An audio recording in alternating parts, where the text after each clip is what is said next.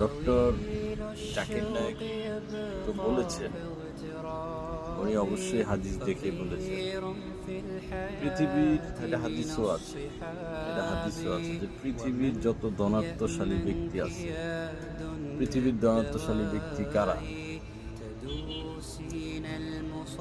পৃথিবীর ধনাত্মশালী ব্যক্তি হচ্ছে ইলন মাস্ক, তারপরে বিল গেটস, তারপরে মুকেশ আম্বানি, আরো যারা আছেন, যারা বিলিয়ন ট্রিলিয়নের মালিক, তাদের সম্পদ আর আপনার ফজরের 2 রাকাত সুন্নত, তাদের সম্পদগুলি এক পাল্লায় আর আপনার ফজরের 2 রাকাত সুন্নত আরেক পাল্লায়। কিন্তু তারপরেও আপনার ফজরের 2 রাকাত সুন্নতের সমপরিমাণ হবে না। আমরা ঘুমিয়ে ঘুমিয়ে কেটে দিই, কোনো কেয়ার নেই। আসলে কত ফজর যে চলে গেছে